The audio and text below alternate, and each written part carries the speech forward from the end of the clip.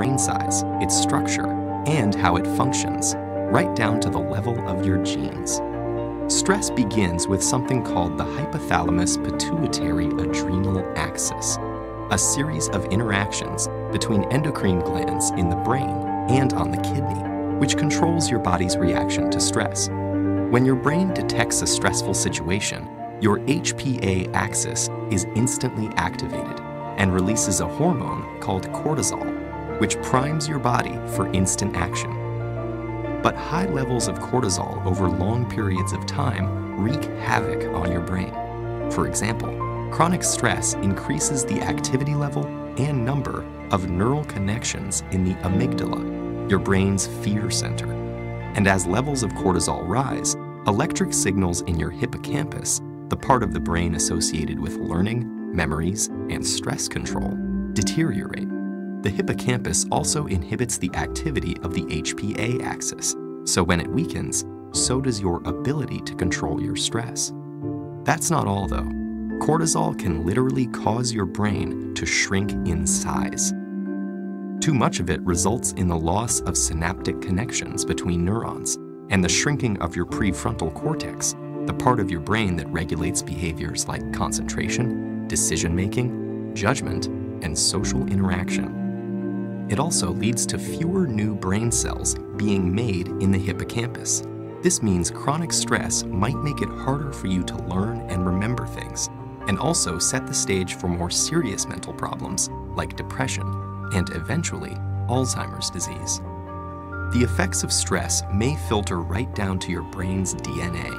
An experiment showed that the amount of nurturing a mother rat provides its newborn baby plays a part in determining how that baby responds to stress later in life.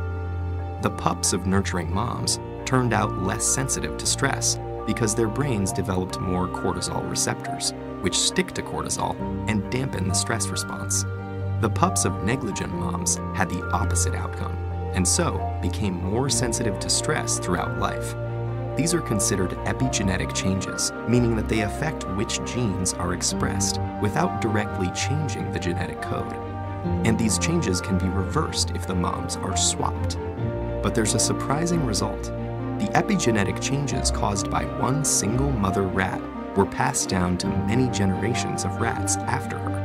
In other words, the results of these actions were inheritable. It's not all bad news though. There are many ways to reverse what cortisol does to your stressed brain.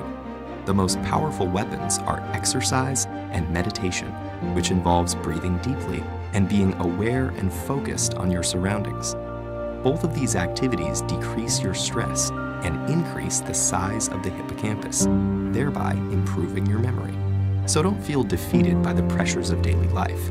Get in control of your stress before it takes control of you.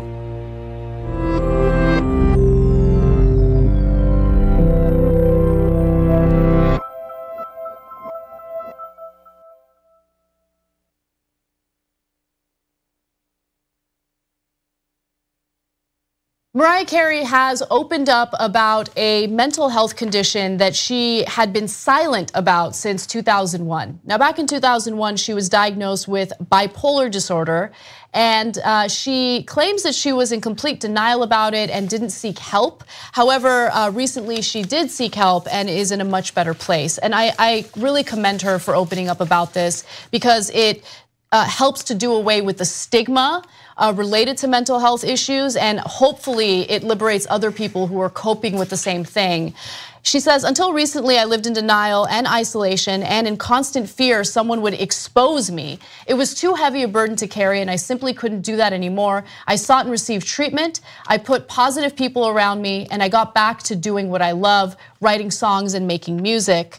According to People, she is now in therapy and taking medication for bipolar II disorder, which involves periods of depression as well as hypomania.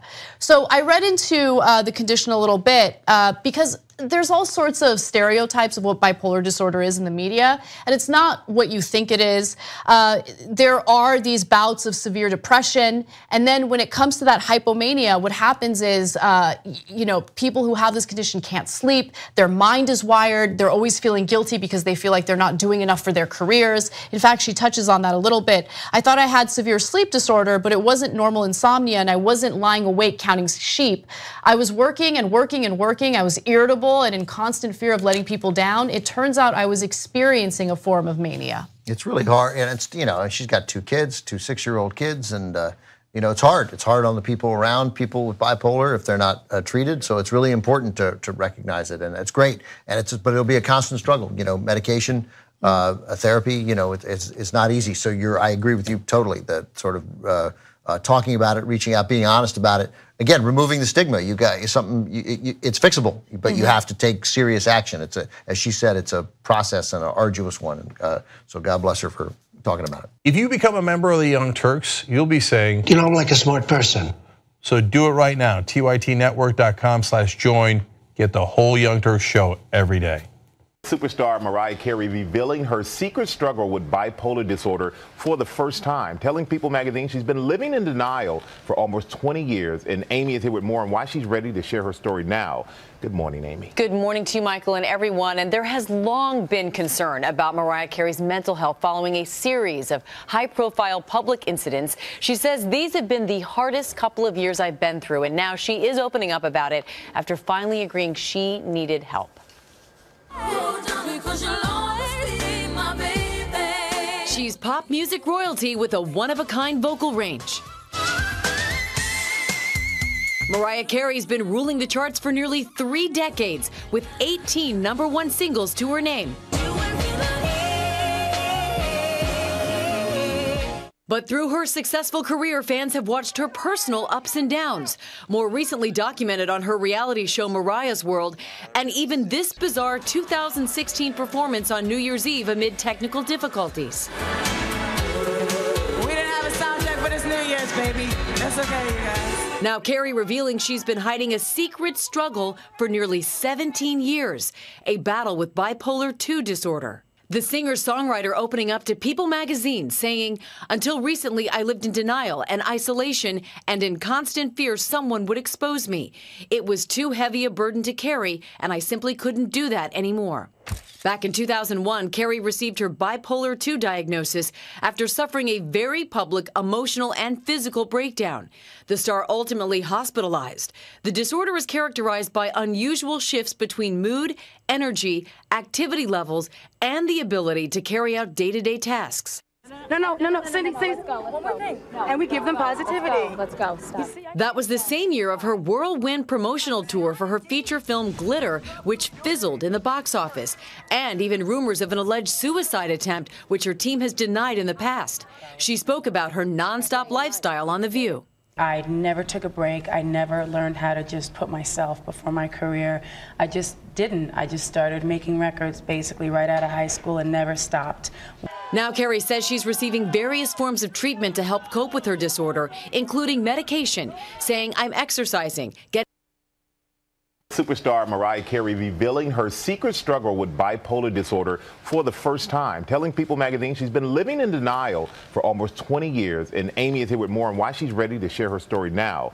Good morning, Amy. Good morning to you, Michael, and everyone. And there has long been concern about Mariah Carey's mental health following a series of high-profile public incidents. She says these have been the hardest couple of years I've been through, and now she is opening up about it after finally agreeing she needed help. She's pop music royalty with a one-of-a-kind vocal range. Mariah Carey's been ruling the charts for nearly 3 decades with 18 #1 singles to her name. But through her successful career, fans have watched her personal ups and downs, more recently documented on her reality show Mariah's World, and even this bizarre 2016 performance on New Year's Eve amid technical difficulties. We didn't have a sound check, but it's New Year's, baby. That's okay, you guys. Now, Carey revealing she's been hiding a secret struggle for nearly 17 years, a battle with bipolar II disorder. The singer-songwriter opening up to People magazine, saying, "Until recently, I lived in denial and isolation and in constant fear someone would expose me. It was too heavy a burden to carry, and I simply couldn't do that anymore." Back in 2001, Carrie received her bipolar II diagnosis after suffering a very public emotional and physical breakdown. The star ultimately hospitalized.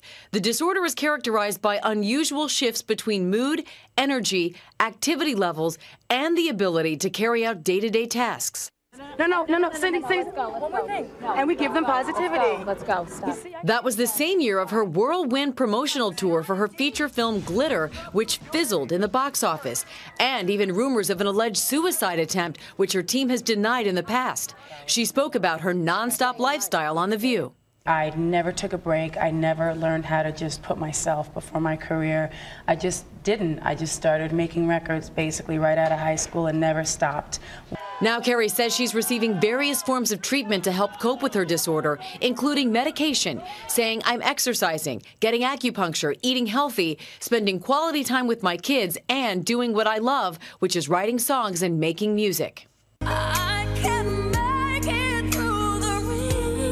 Despite her sometimes tough journey, the music powerhouse is finding her inner strength with a positive outlook. "I believe that everything happens for a reason, so maybe it just took me going through one of the hardest couple of..." Rejection, there is abandonment, and an unwillingness to deal with the issue frontally, and some ignorance too in terms of recognizing the symptoms when those symptoms occur. That ignorance on how to treat with depression and the mental health is also rife in schools. The school-based survey indicates that the number of students experiencing depression is higher than the national average. It's quite alarming that it speaks to a large percentage of the school population who are affected by depression and some who have thought about suicide. Of course, there are a few that have carried it out, unfortunately. And so that information indicates to us in uncertain terms that we have to do a lot more to sensitize that age cohort and those who are their guardians. Dr. Tufton said the ministry will be training and sensitizing teachers, guidance counselors and other school officials to detect and assist students displaying symptoms of depression and mental instability who need specific intervention. We're going to be introducing significant more messaging through a public relations program, not just for the general population, but in the school system, to educate, to inform, but very importantly, to attempt to destigmatize this perception around mental illness and to hopefully get greater levels of empathy and interest on the part of the population to deal with the problem. He says the current Jamaica Moves campaign will be upgraded. Yes, greetings, Boom family. First, I want to give thanks and praise to the Most High, give thanks for life, give thanks to Blessradio. This is the Jam Master Show, and we're talking about the whole thing about mental health. But I want to change the word to well-being, because we all got mental health. We have physical health, we have spiritual health. You know, we're going to experience sadness, we're going to experience happiness, So we're going to turn it on his head now. Because as Linda was saying, and Linda's logged in right now, hopefully he's listening, because he did give me the thumbs up saying that he's not able to pick us up where he is, so hopefully he pick us up. But he was saying to me that, Dougie, it's supposed to be used, because if you say you got mental health, you've already told yourself you've got mental health. You told your subconsciously, you told yourself. And when we get diagnosed by these so-called doctors and experts and so forth, I'm not trying to diss anybody, but when I say to you, you've got mental health, right? They've already told you you got mental health, so you take it on board.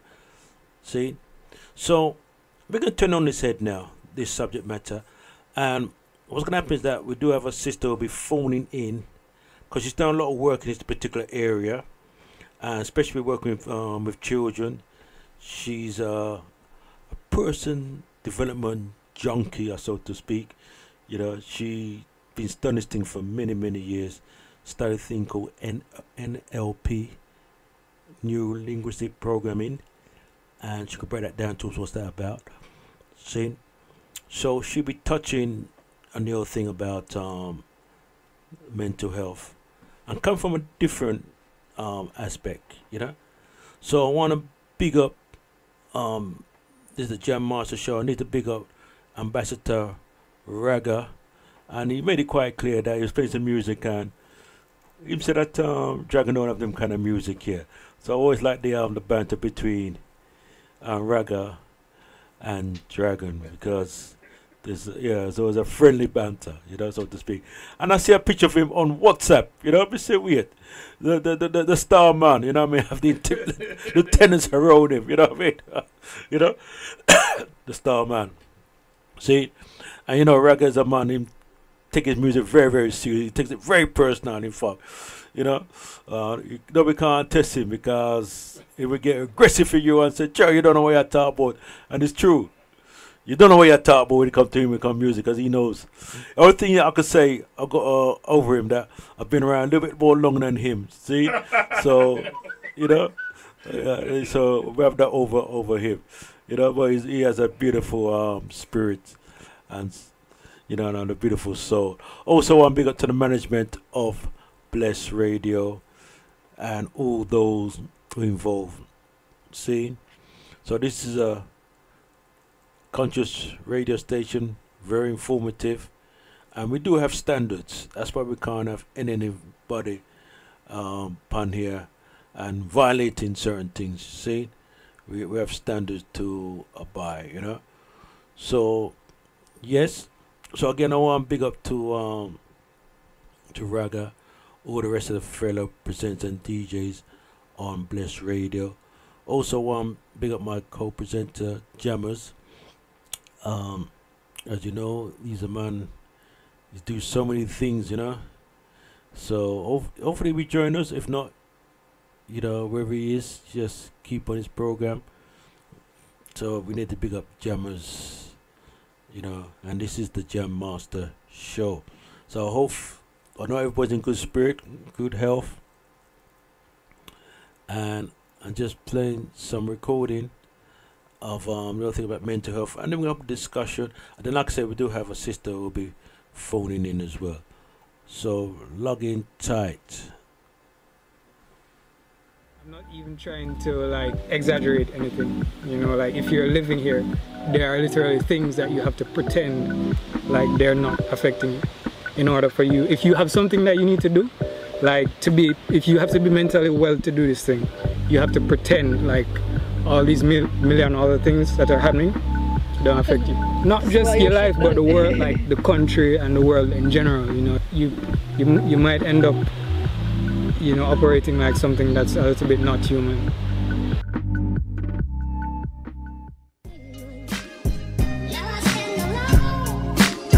What qualifies me to speak? Well, actually, this is my bread and butter. This is what I do for work. This is what I do for study. This is what I volunteer in. I work with people who are at that point in their life. Okay, so when I see this happening, obviously if I'm on a platform like YouTube, I have to speak about it. It's my duty. So, I mean, what I want people to do is, you know, don't bypass this. If someone is saying this, they actually do mean it. And what can you do? You know, are there people in your family or around you that, you know, are not themselves? Or are we just passing it off and saying, you know, that's how he's always been? Really? We could probably be doing more. And I think this conversation needs to happen now. It's not just white people, middle class people that has depression, and we need to know what it looks like. Okay, so that's kind of what I want this video to be about. Would you be able to recognize the signs if somebody in your family was, you know, are at that point in their life, they're at a crossroads, things are going really badly and that's all they can see, you know?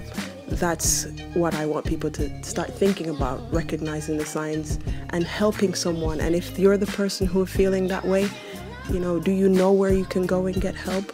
and things like that. That's what I want this video to be about. I will leave some links in the description and also at the end of this video that you might find comforting or might help you to get some help if you're the one struggling with this, because it's not easy and people are not always understanding about what's going on with you. So I will leave that there, okay?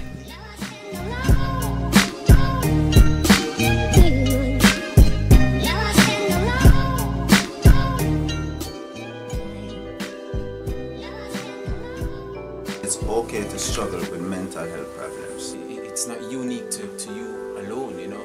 Everybody experiences struggles. Work stress, marital stress. I struggled with depression and anxiety. Our mind is the gateway to both our spirit and our body. And persons should be taking care of their mental state in the same way that you take care of your physical state. I also sought professional counseling, and one of the things that I learned from my counselors is that it's most important for you to take care of yourself first. Eating right, exercise, yoga, meditation. It's the rest every day. Getting some fresh air. Even if it's just a simple drive out, a simple walk out. If you're struggling with depression, you should reach out and seek a professional to help you go through these problems. You don't have to struggle alone. It's important to take care of your mental health. Every day. Every day. Every day. Mental health matters.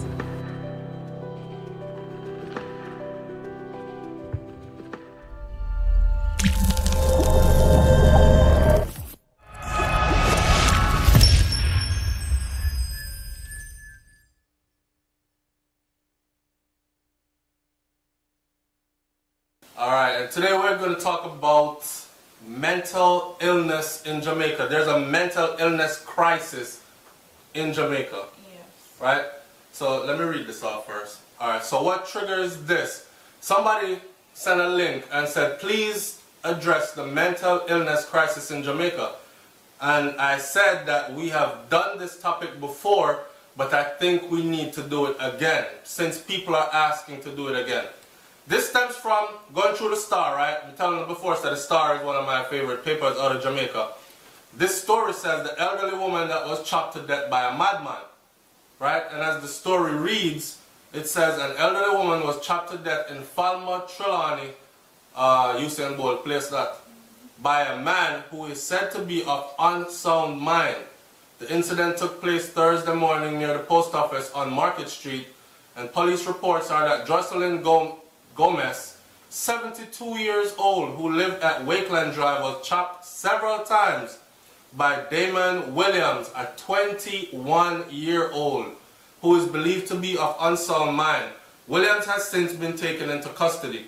Remember the youth where chop up the little girl after him rape her? Remember the youth where chop up the little girl after him rape her? He was said to be of unsound mind. He was walking around. People were saying that for days he wasn't looking like himself, he never sound like himself. Some doctors, they can't really explain, but them have a better explanation than religion. Yeah, and actually look. And actually look and analyze. And the thing is, they...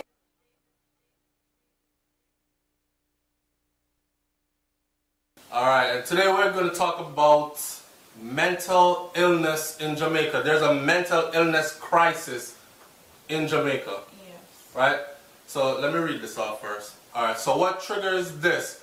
Somebody sent a link and said, please address the mental illness crisis in Jamaica.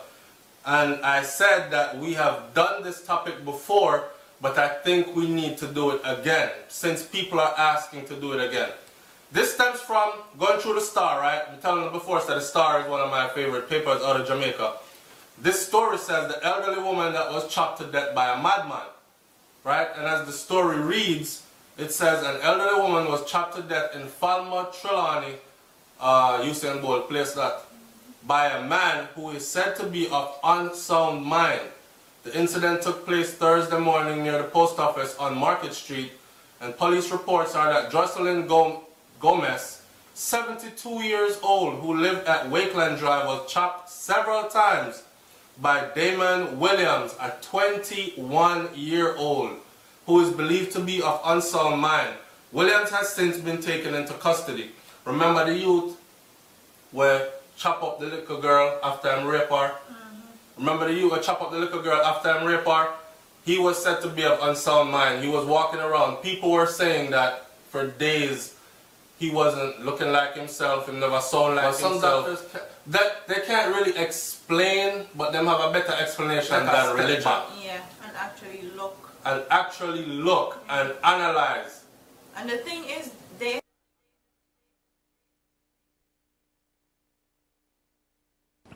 Personality disorder has really three characteristics.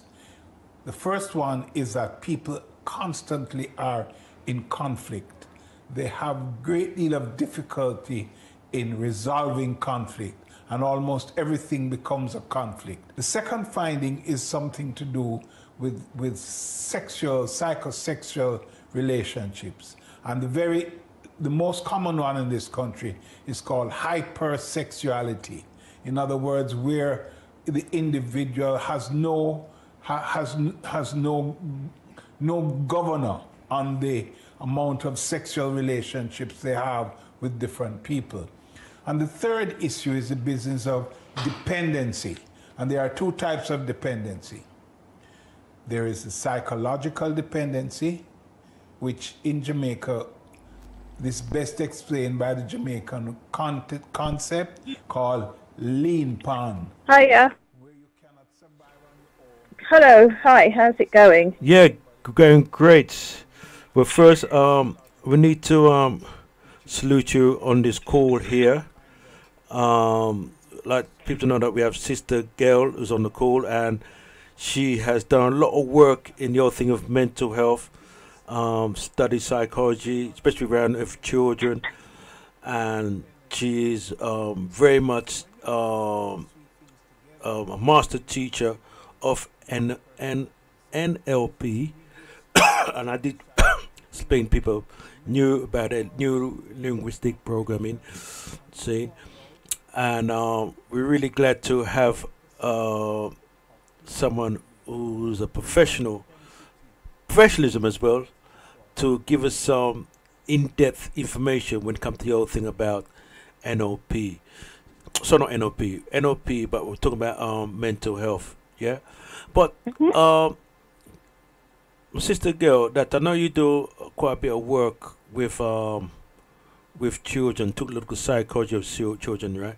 And also a little bit around mental health. But before you even got to that, it'd be wise just a little background about yourself and the kind of work you've been doing, you know, in the past, just so people have a brief history about you, because you're not anybody, you know what I mean? Just to preempt that we have some status, you know, among us. Yeah. Okay. Well, first of all, one thing I found, and I didn't know beforehand, hold on, let me put this off. My phone, sorry, my phone is playing up. I suffered terribly as a child because I was highly emotional. Now, so I wanted to stop that because I looked around and I saw several children going through what I was going through. And really, I could have gone either way. Because, you know, when you're young, you don't have the support you need. The world is a very confusing place. You can be led this way and that way. And I, for one, felt that I was like a train running down a track without a driver. Luckily, seriously, and I can see children and young people who are like that. These kids going around stabbing each other. Right. They're along a certain path and they feel obliged to go down it. Right? And anyway, I managed to pull myself through it, don't ask me how, and I started to study psychology. I found that it was confusing me even more, and it didn't have the answers that I felt it should have had. Yes. So then what I did is I said, you know, I'll have to forget all of this. I'll have to study business. So when I was studying business, I then started studying marketing. And I thought, hang on a minute. I did a postgraduate diploma to start with. And I realized that marketing uses psychology that works. With the marketing psychology, they can influence people to buy something that they're not interested in. And likewise, you can use the same tactics to persuade children, young people, to try different ways of doing things. So then I did a master's degree in marketing to try and help me to try and develop something, which I did. And then after that, to speed it up, luckily I came across neuro-linguistic programming. And I've tried lots of things. I've been to just about every training I saw. And NLP was it. And what it is it's a study of excellence in humans. Right. With the purpose to replicate it. That's all it is. Now, people, NLP has been given a bad name because the Richard Bandler and John Grinder, who created NLP, created it to heal people. And what people are using it now for is for sales. And stuff like that. So it's got a bad name. Oh, so that's why they've got a riff with certain people who use it to make money from it and so forth. All right, then, I understand. They use it to make money from it. The military use it to manipulate people and stuff like that. So it can, a knife can be used to cut things and cook food, or it can be used to kill people with.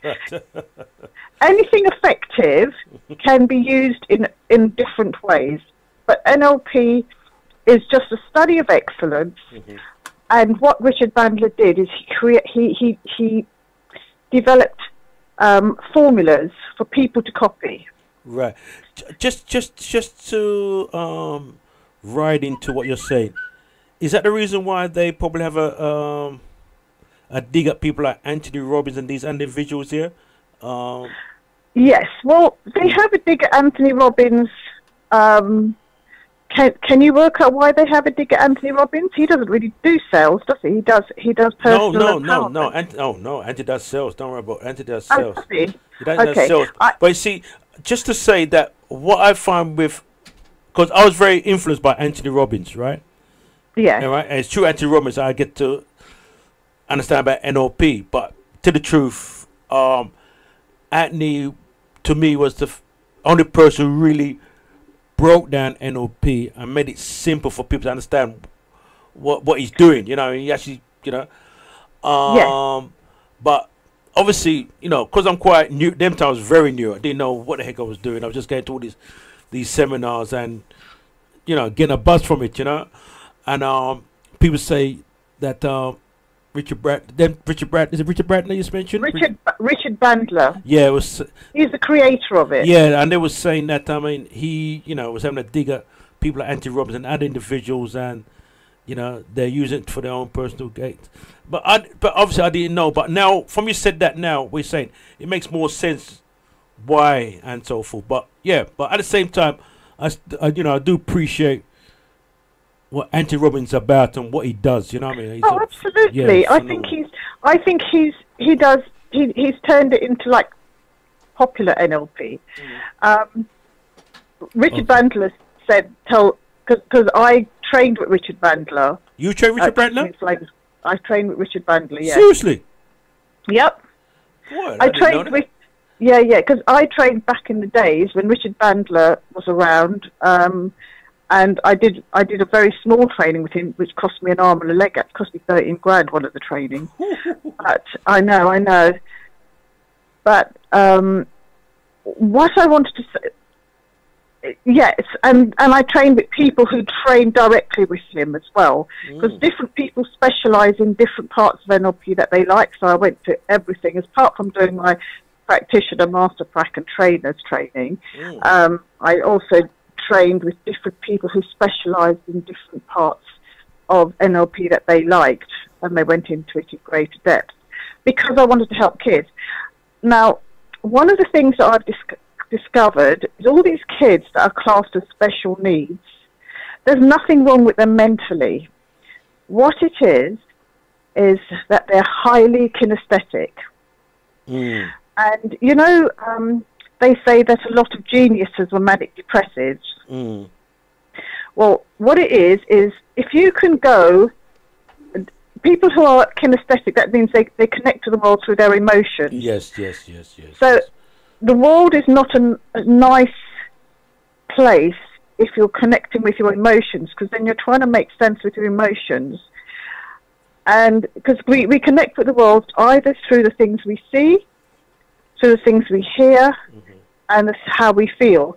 And it's a mixture of it usually, but there's usually one preferred way of connecting. Now, every single young person that I've had has connected with the world emotionally. And so if you connect with the world emotionally and you don't know how to react in the situation, you're going to be very upset. So you might behave badly, is what they call, or you might, if you've been made to feel bad about learning, you might develop phobias about learning, and then they'll say, oh, they're learning disabled or special needs. I had one boy, and I didn't realise he was this bad, actually. He couldn't read. He was 14 in a pupil referral unit. He couldn't read. All right. Well, I suppose he could write up because he knew the letters, but he couldn't read anyway. And so I said, let me take him to McDonald's, and I said, look, if you read this much, well, because this is earlier on in my training, but when I started to work with kids, I said, if you read this much, I'll buy you a Happy Meal. If you read this much, I'll buy you an ice cream. So he said, okay. And he was a young white boy, funnily enough, and when he saw when he looked at the paper, his skin went yellow and his body dropped. That's an emotional response to looking at reading. And so I did NLP with him, and it worked out that a teacher, when he was 6, asked him to stand up and read when he didn't know how to read. And the teacher then made a joke because he got everything wrong. The whole class laughed at him. Right. And from that he developed a phobia about learning. Right, I see what you're saying. And a lot of kids... So emotionally, he just shut down, yeah? Yeah. So anytime he saw, to protect him, his brain, because his emotions were so overwhelming over that embarrassing situation, that's called a phobia. Right. When he just has to see the words, he literally went yellow and his body dropped. Dropped down. Okay then. Okay. So he couldn't even look at the words. But anyway, I got him reading, and they say no good deed goes unpunished. So one day the PRU said to me, I'm telling you gossip now, one day the PRU said to me, do you know this Luke boy, he could read all the time. And he's been tricking us the whole time because he could read really well. Because also I got his brain because we know everything on a certain level, so I got his brain to tune into the part that knows everything, so he was reading really well. And I said, no, miss, it's me. I actually have worked really, really hard with him. And they go, no, love, it wasn't you. He's been tricking us. So what I did is I went to his mother, because they were doing this to me the whole time. I was there for a couple of years. And every time one of my students did well, they'd take it away from me. They'd say, oh, no, he just did that by himself. So I went and I spoke to the mum, and I said, do you think it was anything to do with me? And she goes, oh, yes, of course it was to do with you. So I said, would you write me a letter? So she wrote me a letter. Luke wrote me a letter saying thank you. And he said, before, every time I looked at words, I felt like fainting. He goes, and now I like reading. So I gave it to the PRU, and the very next week, they told me not to come back. They tell you not to come back? Yes. Yep. Hold on, let's get this straight. After you've helped this particular student who couldn't read, had a phobia of reading, you've worked through the challenges, got him to read a lot better than that, and they asked you not to come back. They told me the very next week after I gave them the letters, because they were happy having me there as long as they could say, no, it wasn't you, no, it wasn't you, no. Because all the students, because I was there 2 years, I had students who couldn't stop talking, who were compulsive, had such compulsive behaviours that, and then I had them being calm and in control, and they'll say, "Oh no, he just did that by himself," and you know, they do things. They did that to me continually, and I let them do it. But then I thought, you know what? I worked so hard. I actually went in my own time and helped this boy because I felt so sorry for him. And they got rid of me the very next week, and I was there 2 years before that. Right. Pardon? Sorry, no, someone's asked me a question inside the studio. Especially if you ask a question yourself. We've got someone else in the studio, Jammers, and it's quite intensive, the conversation. Jammers, you want to ask a question? Yeah, hi. Yeah, I've just been listening. Oh, yeah. I just wanted to know, what reason did they give you why they dismissed you after? Oh, they said, "Sorry, love, we haven't got the budget." They always say that, though. Right.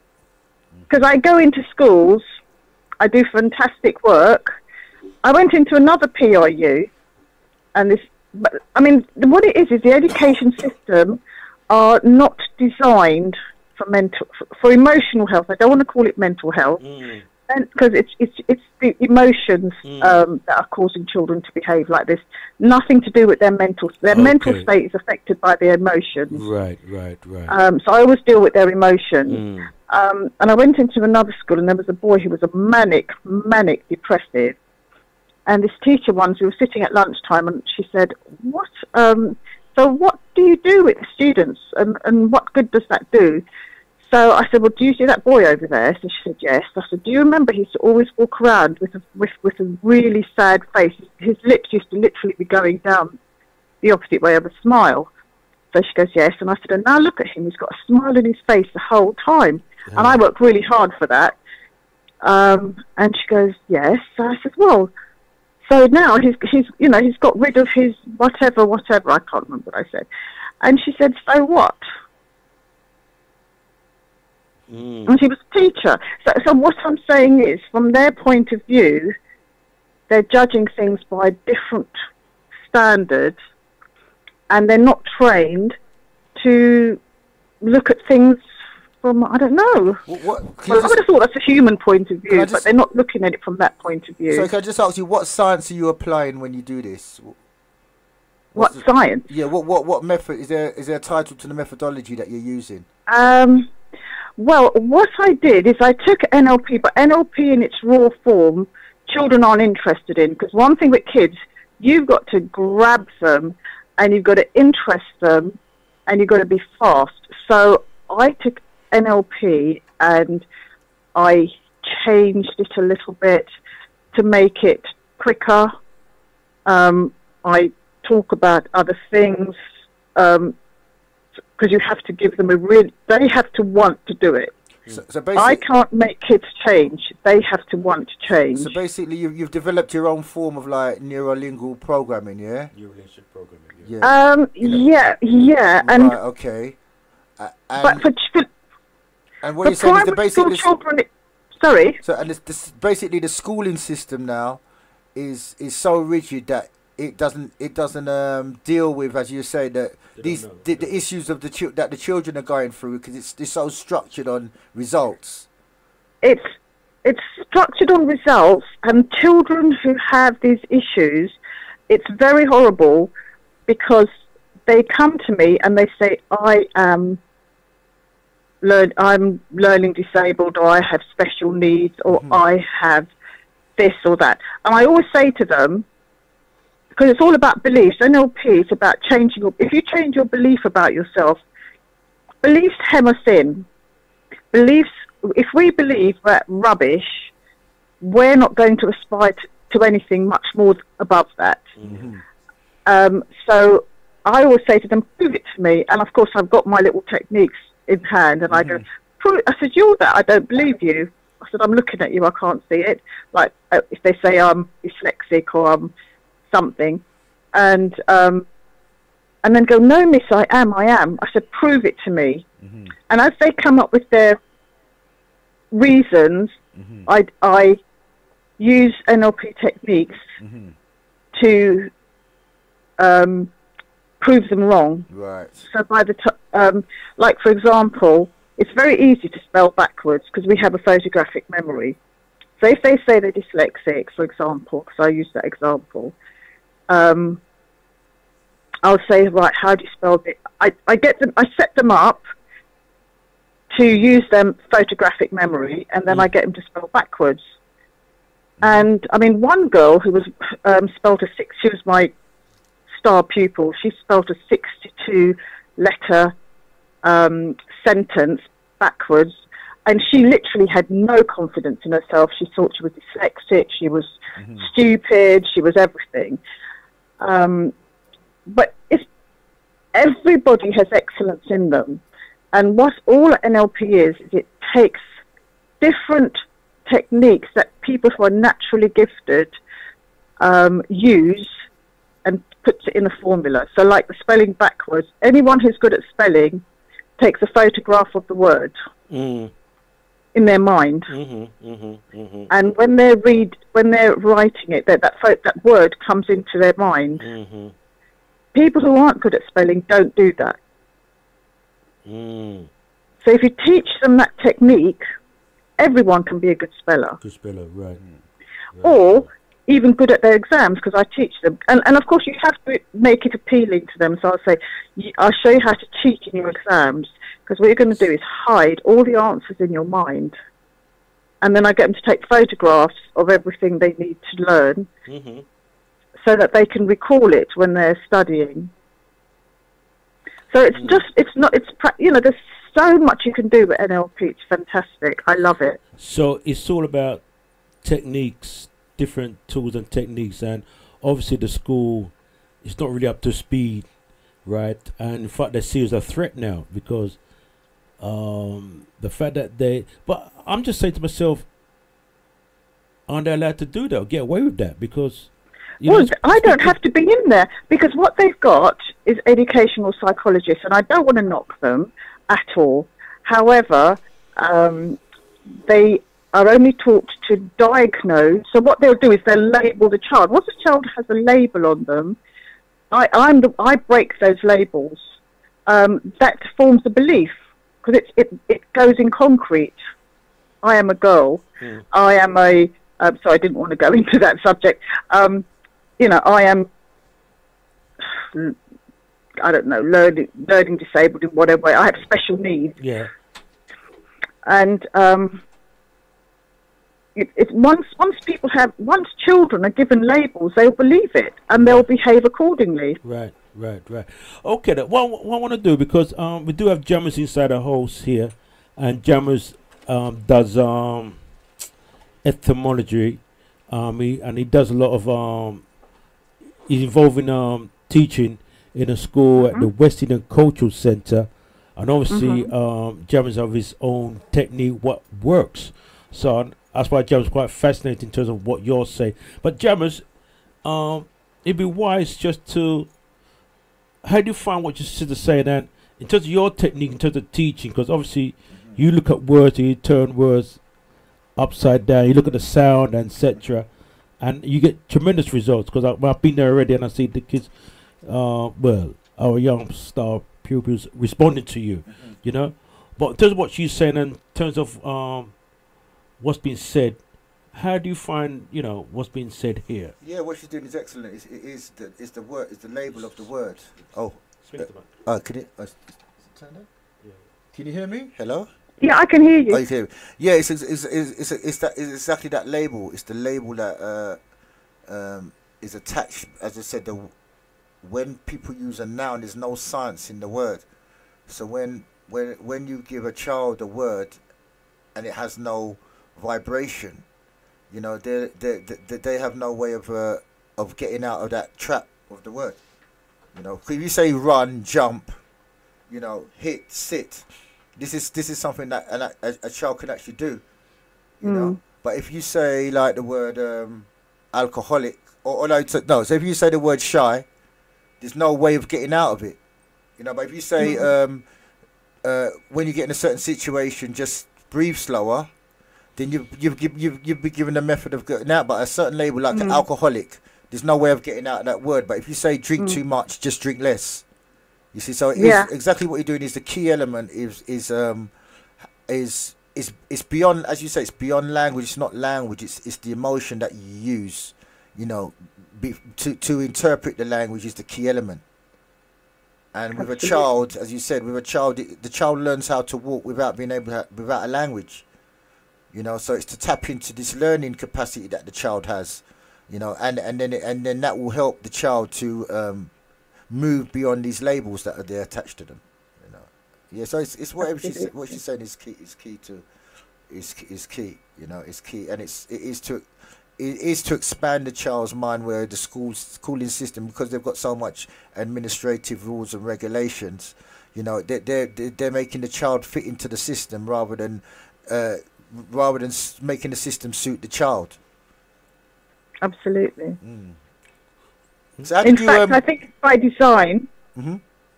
I think it's by design. I love English. I absolutely love it.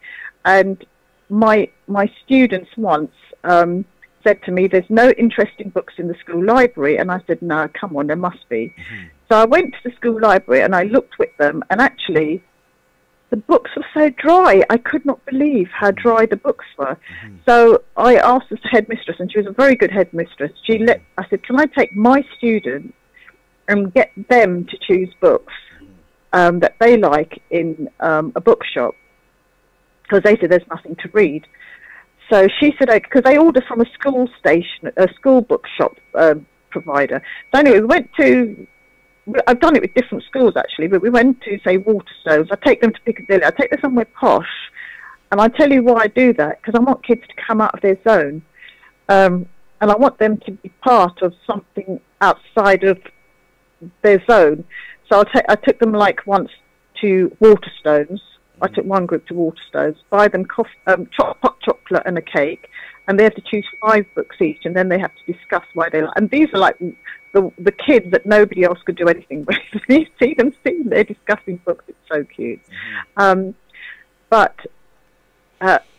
what I'm saying is the stuff that the school provides is dry. Then another group of kids saying I was helping them with their exam stuff. And the reading passages were so dry. I could not believe English could be so boring. And little minds, growing minds. I don't think it was even good for my mental emotional health to read such dry, boring stuff. It was just dry. And so I think kids love to learn. It's a natural phenomena of humans to love to learn. But the education system, the way it is, puts kids off learning. And the kids who survive have parents who say, just get on with it, and they have to do it despite the fact that it's boring. But let me jump in there. It's quite interesting because a friend of mine, he's a DJ. Right, he reminds a little bit like Jammers. He's a DJ, but he teaches IT, right, in these schools, in one of them schools, in further education, you know. And he was saying that, you know, that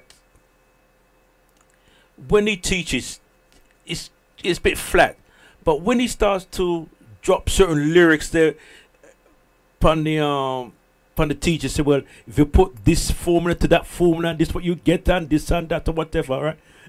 Them get it, you know what I mean? Right? And it's quite interesting because, you know, you get a child who's probably not up to speed with his English or his spelling and, you know what I mean, whatever, right? His reading. But yet again, he know all the lyrics of 50 Cent or Tupac or whatever, right? Not saying I agree with what they're about, but you understand. So there's something in the music he gravitate towards. There's something he finds boring when he's at school. You see what I'm saying, right? Absolutely. And it kind of ties in the point what you're making with the English, right? It kind of ties in what Jam is talking about, the school methods in the school. You see what I'm saying, right? So it's quite interesting. You see what I'm running with this thing, James? Yeah, 100%. Basically, because I went to do the school when I was like studying etymology. I went to train as a teacher, and what it is, it's not. There's nothing about teaching in that. In teaching, it's all about filling in books. You know, making sure you're making sure you're keeping up the curriculum, health and safety. You know, you got lesson planning. You got no. There's no actual. Like you have to be. You say you have to be a psychologist. You have to know about words in a certain way. You have to be a mother, father. You have to be able to. And none of these things are like justice, humanity. None of this is in the school curriculum. You know, nothing about actually you as a human being. It's all. And the other thing about this, especially in English, it's a stagnated system. When you see when it was set up like in the 18th century, and nothing's changed from then. It's a good point, that Jammers. From the 18th century, and nothing's changed from then. Because nothing, the world has changed. You know, things is happening, and young people. Because obviously, I'm not really. I would say I'm not up to speed. You know, what's happening in the school system, right? I just hear what people are saying. But from what Jam is saying, 18th century, you're talking about for hundreds, nearly 200 years ago. You know what I mean? Surely things have changed. Technology has changed. People are moved by the media and so forth. See. So, yeah, it's interesting. But even the modern stuff, they seem to choose really dry. The only one I liked when I was helping kids with their exams was the Inspector Calls, which was a really good story. But the other ones were just like so boring, and there's an intellectual snobbery amongst teaching staff, where the drier and the more harder to understand you make it, the better it is. And that's so inhumane. English is a communication language. Language is communication, and it shouldn't be made difficult to understand. I think, you know, we can't go higher. I mean, to me, education is about learning and adding. Well, when you do a PhD, you have to add some bit of knowledge, or even a degree or a master's degree, whatever. You have to do your dissertation, and you have to add something new.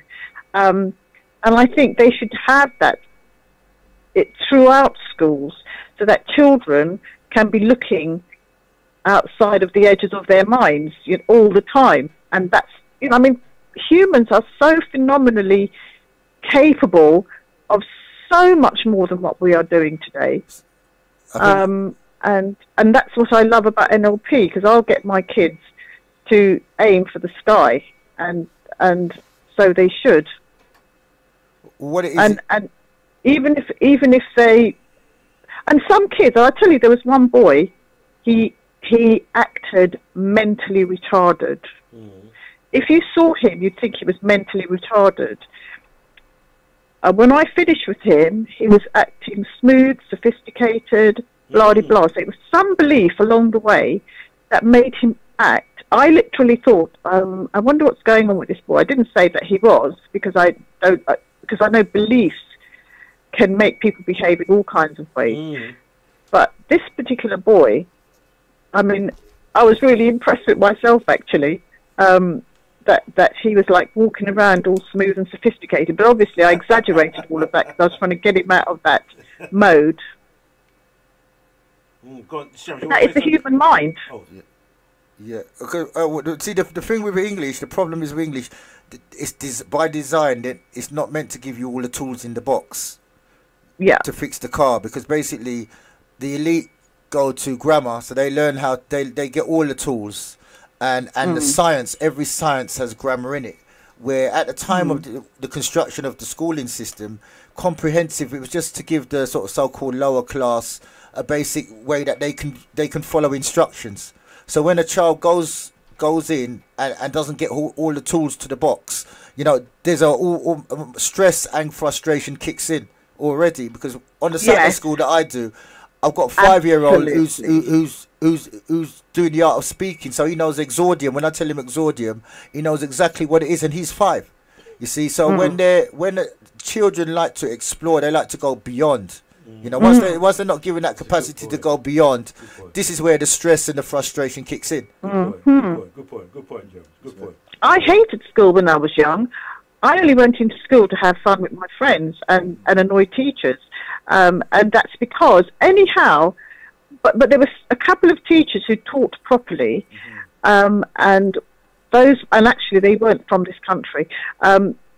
They had different schooling methods, and I want to go into that actually, because anyone who's been schooled abroad in the Caribbean, old school, not recently since they brought the British standard over there. Not the British standard, I would say the comprehensive standard over there. They took it over there. I don't know what, about 10 years ago or something. And I said that is the end of the poor Jamaican people. It was in Jamaica, because the education system in Jamaica was the old school education system, which was actually proper teaching, and the teachers, sorry, I've forgotten your name. Is it Jammer? Jammers, yeah. Jammers, yeah. As Jammers was saying, the comprehensive system don't teach teachers how to teach, and the old school system taught children how to teach. So when children came over here, say from the Caribbean,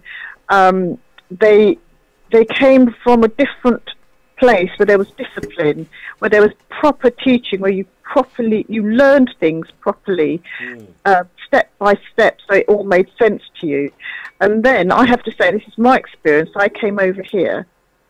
I could do long division, long multiplication. I read decent books. And I came over here and I was in the top class. I was 7, and they were reading Janet and John in the top class, which I was reading when I was 5. And, you know, and the sums were basic. And I was frustrated the whole way through. And I think a lot of children, because I've seen the teaching in Caribbean islands, and it's the same old colonial proper education system, which I don't know why they got rid of in this country. And change to the comprehensive system, but the teachers have to have discipline and heart, like Jammers obviously has, and then it will rub off onto the children. But you see, just to let you know about Jammers deals with words. It's probably one of the most complete. What's the word I used for you, Jammers? Your wordsmith, definitely in the country, probably in Europe, you know, because he's been nominated. I want to meet him. Yeah, I need to meet you as well. Because I mean, when it comes to words, that's his thing.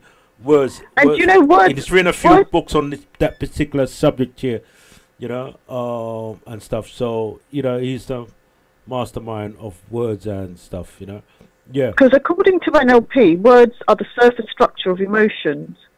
The words are so powerful, because I can say one word to someone and that will trigger off either a happy feeling, or it could trigger off a feeling of unworthiness. It can totally disempower someone. It can scare the hell out of someone. You know, words are the surface structure of emotions, and NLP uses words to do the healing. So yes, words are key. Well, you see, all you have to do is just watch. I mean, if you watch the news and how they present the news, right? Very depressing. The tone of the voice, they slow it right down. By the way, some you got killed, so and so and so. Just the words make you so depressed. At the same time, right? If you watch up, there's a problem called "How to Be a Millionaire," right? Right. It's quite interesting because the words are used, but you also use the pauses.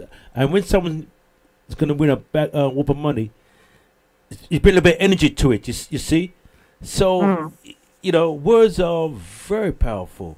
You know, I could bring Anthony Robbins is a mastermind. You know, he is a master with the physiology and the words he uses to bring that energy, that life, and you know, it's a must. It's a must. It's a must. You know, you can do it. You can, and you know, yeah, it's quite interesting having this conversation. Yes, James, you want to come in? Not really. No, I just like what how you're using the words to actually get through to the young mind. Because as I said, the reason why you can't get into the system, because the system design is for regiment, it's for following that. It's like an army, basically. They want everybody to just be robotic. You know, they want you to sit down, come in the lesson at the right time, sit down, no talking. You know, no eating, do the work, get the right marks, and then move out to the next class. You know, that's why I feel sorry for the teachers, because as well, even I feel sorry for the teachers too. The teaching system as well doesn't give you enough tools. It doesn't give you the tools to, as you're saying, doesn't give you the tools to know grammar. A lot of the teachers don't even know grammar, or they don't know, as you said, NLP, or they don't go beyond what they've just been given the basic things to tick the right boxes, but that some of them not skilled with children. That's a skill different from knowing the English curriculum. Exactly. Is how do you nurture a child? You know, so that's as you say, that's an emotional. You know, that's another thing. And have you sat in a staff room? Teachers feel under threat, because I mean their job is really hard, because they've got to be on point all day long. Because any time they're not on point, they lose the classroom. But what they do, and they have a very much them and us, like the kids are the enemies, so they don't have a nurturing, I'm not saying all of them, but some of them don't have a nurturing attitude at all, because they feel under threat by the kids. So they control through putting kids down. And I was controlled by being put down by teachers. And I have to say, when I came to this country age 7, I had total confidence in my abilities, and I was very bright. When I left school at 14, I thought I couldn't achieve anything, and that's because teachers had told me, you'll amount to nothing, this and that, all the time. And they probably didn't realise the power of what they were saying. Okay, then. But I had to, I didn't believe I could achieve anything. And actually, I got up and I got a job at 15. I did a typing job, office junior. I had to go and fight to get work at 15, because people going, you're too young, you've got to go back to school. But I just started working. So I did achieve, but what was brainwashed into me in school, that I was unworthy of anything, really, really stuck. And I have to say, NLP helped get me through that. Okay, but I want to just jump in there, because I want to tie in what Jams is saying and what you're saying, because Jams is right that in school, the teacher's not really equipped to have that kind of skill to, you know, to manage their emotions and so forth, right? You know, teachers, they're like robots, isn't it? Right? I mean, yes, you can train a teacher to teach, but not necessarily to care, right? Yeah. Now then, in the Caribbean, there is that, the teachers there they care, you know what I mean? So obviously they care about your, you know, your social environment, and obviously there's a purpose why you're there, and you know, and they care about that. You see what I'm saying? Where here now, it's all about ticking the boxes, and and you know, it's simple as that. It's what I'm saying. So the point what James is making, and what you're making as well, it kind of ties in, and it's a very serious point, very, very serious point. You see, and to me, you see, this is where I do have a dig at the schools then, because they should, right, have individuals like Jammers. You imagine Jammers is the most well-known wordsmith, deals with etymology in the country, one of them in the country. And yet again, they should be queuing up to have him in schools. Have a lot of men, elder men now, they should be in the schools then, right, mentoring, right? See? Right, especially to black boys them. I will focus around black boys them. Right, and people like you know, sister, who studied NLP, understands it. You know, if your skills should be in queuing up into schools. You know, people like your skills. You see, but they just want people who are robots. You see what I'm saying? I'd just like to add into that. This is the key element, because, as I said, they know everything about the English structure and the sentence structure, but they're not trained in like the science of developing the nurturing the mind. So they haven't got that skill. So basically, this is what magic just means, when you can't see how something's done. That's what magic does. It's just when you can't see, you get a thing of wonderment, and that's what magic is. So basically, when you're going into school and you're performing neuro-linguistic programming, because their knowledge is they can't see what you're doing. So basically, what it is, they can't see what you're doing. So when the child's emotional state or characters change, because that skill is so advanced, you've got it to such a high level, all they see is you're taking a child to McDonald's. Well, you haven't done nothing. So they can't see the words that you're saying and the communication, how you're doing it. So it's beyond their capacity to realize what's happening. That's why they say you're not doing anything. That's the other problem, because when you've got a skill and the result is there, but you can't see what the person's done to get that result, it's like, how do you introduce something that somebody can't see? But you see, it ties in again what you said earlier on, sister girl. That to me, that you'll get results, right? If you want to get results, then they've got an argument. But you'll get results. You get amazing results. So you have to question. They want bad results then. Well, I don't think that it's results with some people. I think these kids are just a nuisance. They're special needs. They're nothing. They're not going to amount to anything. And I think some people get offended when they see that somebody who they think is nothing is then turning into... but see, girl, but what the point I'm trying to make here is that, right, that you are getting results. I just like to jump in. And I work very hard. And you work very hard to I work very hard to get the results. I just like to jump. What I like to say is this, because the teachers, of course, obviously have worked hard to get in the system and to get in the position that they're in. What it is, you see, that there's another mentality as well. There's the mentality of the teacher. The teacher is in a competitive state now. So, because I went and done a class on etymology there, and because the children hadn't been taught etymology on a basic level, and I went in there and I asked them a question they couldn't answer. The teacher was getting so upset that he was shouting at the students that they should know this. So basically, the teacher sees you getting a result that they're not getting, then they're looking at you now as being counterproductive to them. You're making them look bad as they're seeing it, and now they're attacking you because you have a skill that's exposing their lack of skill. Do you know what? That's a very interesting point. Sorry, sister girl. Sorry to be rude, like, but that's quite interesting what James just said there, right? Because they've been exposed for their lack of skill, right? That's that's quite interesting. That's quite interesting what James just brings there. Come, girl. So when I was in a primary school once, right, and they gave me some kids, and I was only there a couple of times, but they could see a big change in the kids, because obviously I've been doing it for years, I'd honed it. Anyway, so the third time I was in, this educational psychologist came in. She's a nutter. Anyway, so she insisted on staying in the room when I was doing my work, but she kept going around.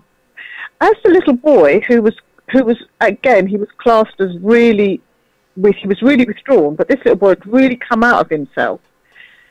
She was banging doors and trying to mess up my session with him, right? Because she was in the classroom and she was walking around and banging doors and cupboards and stuff.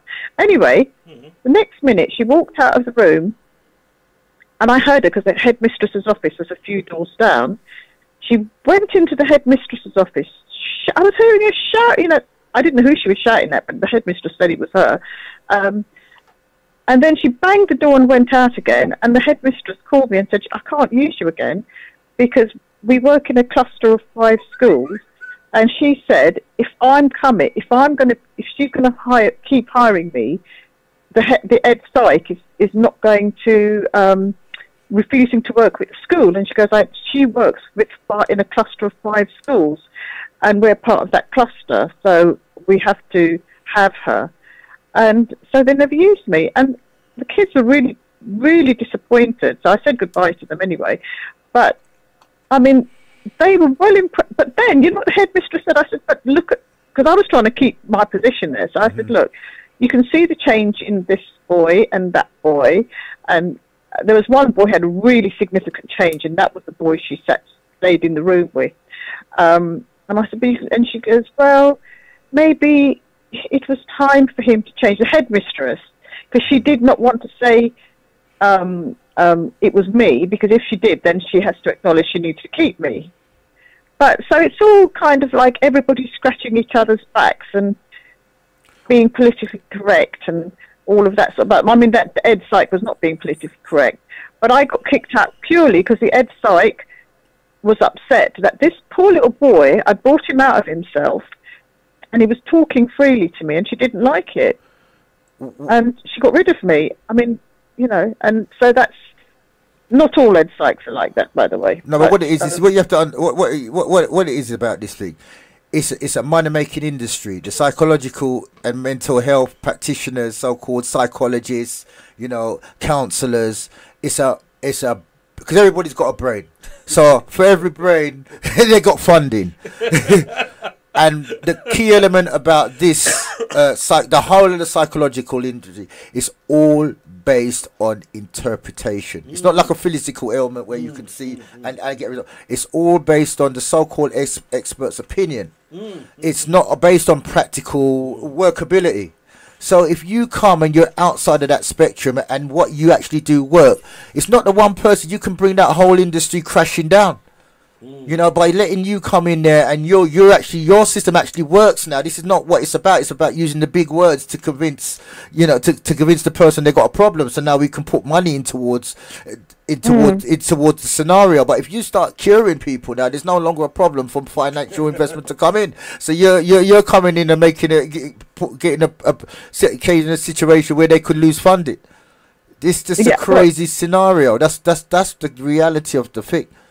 You know, well, I did a training with this guy. He was really fantastic, actually. He trained with Richard Bandler, and he said that's what happened to him. He said when he was a sociologist or something, anyway, he used to do counselling in some drug centre. So he said when he first started learning NLP, he was doing it obviously with his clients, and he was curing them, and they were going away cured. And so his boss called him in one day and said, "Look, you can't keep doing this because they want their clients for life." He goes, you're getting rid of all of our clients.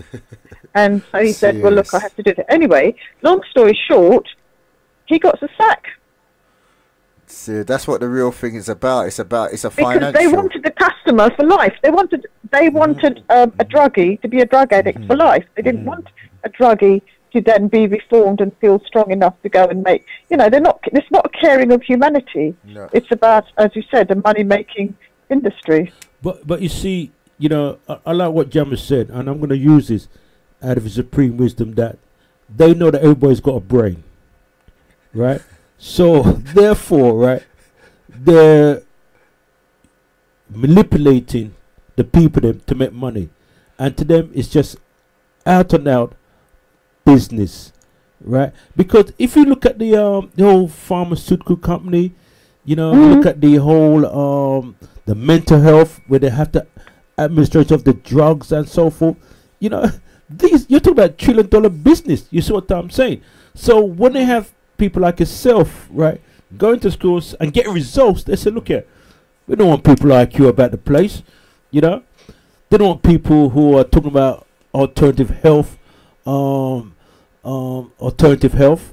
You know, they want people who be regular on medication. You know, I remember I was at a seminar, right? This is a few years ago, right? And this is what blew me away. That's what really turned me to on the other thing of health, right? And the facilitator said, his name was Joseph McLean, right? Right? He said that, you know, this is the deal, right? If I had a cure for AIDS, right? I've got a cure for AIDS in my left hand, and I've got a cure in my right hand, right? The one in my left hand, you know, if you take this, you'll be cured. But the one in my right hand, right, you've got to take this for the rest of your life. And he went on and said, from a business point of view, which one will you take?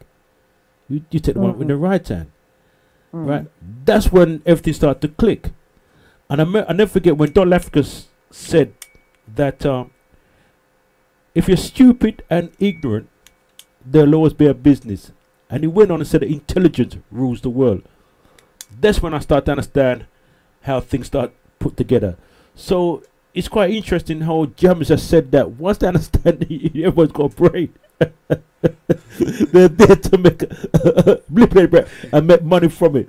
I tell you, that just put things into perspective. Boy, James, that is why you got to see me use that one all the time, Russ. Because I'll let you in the secret. I didn't go to no university or no to know how to bring up children. My mum was a babysitter, so from the age of 2, my game was changing the child's personalities. I worked out that you can make the sad child cry. You can make this, and all it is basically is reverse psychology. Once you do something stupid in front of the child suddenly becomes intelligent. You see, so it's reverse psychology, and as you say, taking the child out of the comfort zone. It's all about expansion. When the child is more, excitement and expansion is how the young brain grows. But in the schooling system, it's all about constriction and restriction and punishment. You know, so it's not the whole of the system is not designed to elevate the mind. You know, this is key. It's not. When you send your child to school now, as I say, it's one letter short of medication now. You know. But also coming back to your other thing about belief system. If you look at the word in this thing called belief, right? In the middle of the word belief is a word called lie. So there's a whole clue there. You see my point? Yeah. So when we have religion is a good example where they say that you need to believe, you need, and just keep praying and believing, right? This, you gotta have a believe and so forth, right? But the thing is that if your religion, right, it's nothing wrong with religion, it's nothing to do with religion, but if your religion is not making you more productive, more responsible to yourself, to your family, your community, you need to question it. Because in the middle of the word belief, as I said, there's a word called lie. And what our beliefs are like legs, innit? It's like a table legs. So once you start wobbling people's beliefs, that leg there and that leg, they just come down. Because it's like the base of a table or a chair. See? And that's what people hold on to, their beliefs.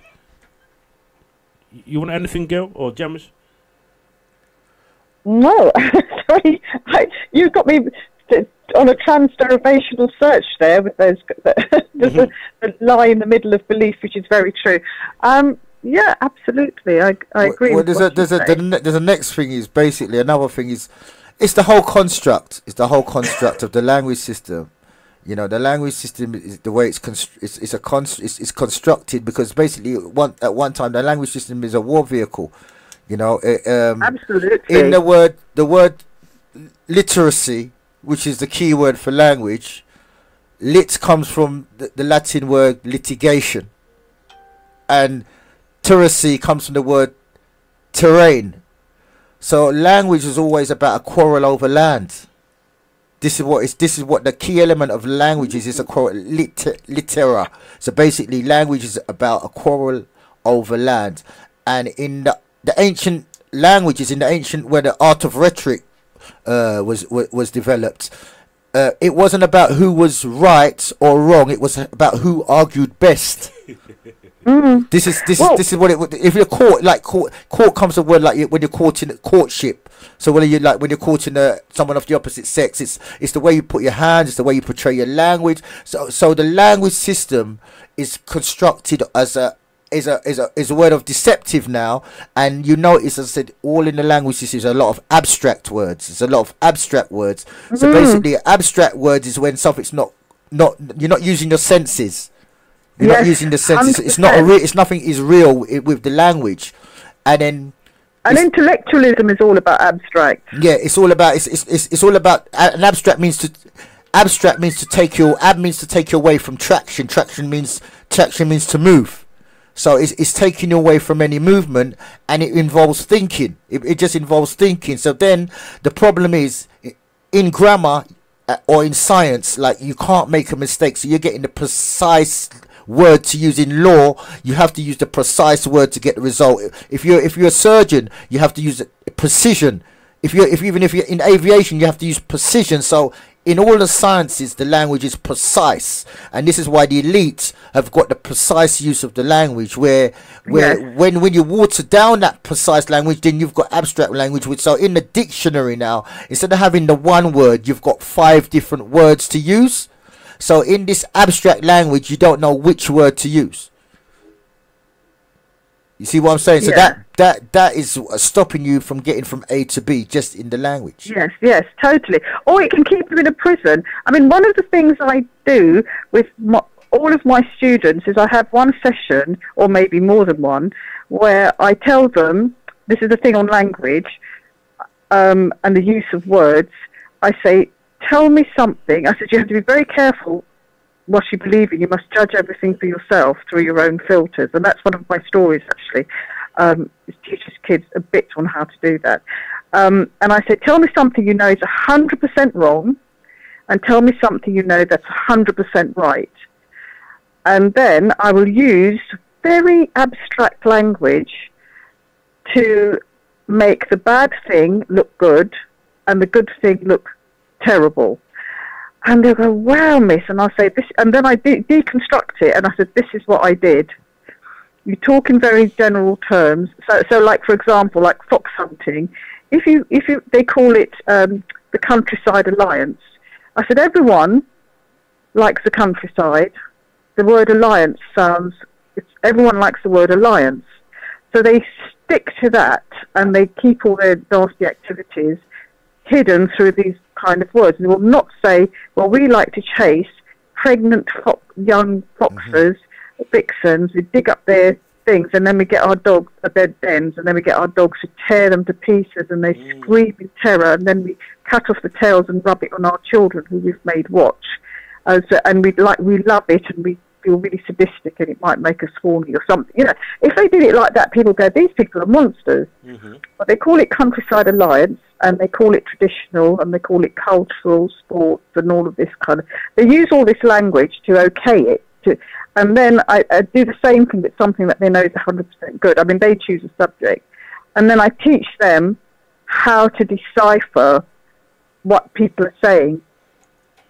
Because that's abstract. So the way to overcome abstract is by being specific. So you have to ask the questions what, when, where, how, who. And I teach them how to do that, actually. And I think that is a crucial lesson. Forget about LBGT and all this stuff. That is a crucial lesson that every person needs to know, how to know when they're being hoodwinked through language. And I just like to say, I missed the point, but I'll go back now. When you give someone abstract and you give someone 5 different words to choose from, it's, as you said, instead of specific, that starts your thinking, and the thinking primes the mind for a belief, because to think, that means you're not to know. So that whole other language system is created for you to start thinking, so someone can come in with a belief to give you to use. So this is the construct of the language. It's abstract. It's something that you can't manifest into reality. You know, there's no science behind a noun, because inside the word noun is the word unable, incapable, unknowable. So basically, means not being able to do something, and know, the Latin word for know means to be free or to sell. So basically, when a child's running off, or when a child's doing something of its own volition, as you said, the language has been constructed in a they don't like you to sail away, so they say no with that energy to make you think it's something wrong. But if you put the K and the W on the word no, you see that's something when you're able to do something. You turn no the other way around, you see on, that means you've got something on you stopping you. So when you got the word noun just means a calling. Pronounce means to call forward something. Renounce means to call something back. Denounce means to call something down. Announce means to just let. So noun just means a call. There's no science in the word noun.